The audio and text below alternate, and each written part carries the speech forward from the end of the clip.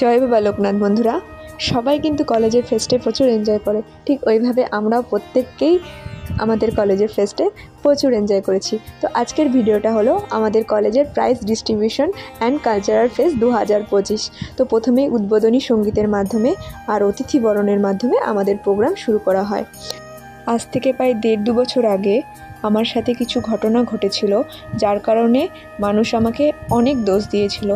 তখন মানসিক অশান্তির কারণে আমি ভেবেছিলাম আমার দ্বারা হয়তো কিছু হবে না, আমার জীবন এখানেই শেষ। কিন্তু ওই যে বলে, তুমি যদি কারো ক্ষতি না করে থাকো তাহলে ভগবানও তোমার ক্ষতি করবে না, একদিন তোমাকে ঠিক একটা ভালো সময়ের মুখ দেখাবে। আমার জীবনের আবার নতুন করে শুরু করার যে পথটা ছিল সেটি হলো এই কলেজ থেকে। এই সময় থেকে আজ পর্যন্ত আমার যে লড়াইটা চলছে, জানি না আমাকে এই লড়াইটা আরও কতদিন করতে হবে, কিন্তু আমি যতদিন না জিতব আমি এই লড়াই করে যাব। কেউ যদি তোমাকে খারাপ বলে তাহলেই কি তুমি খারাপ?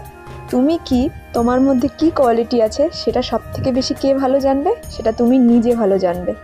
তুমি যদি নিজের কাছে সৎ হও তাহলে কে কি বলছে সেই কথায় কান দিও না।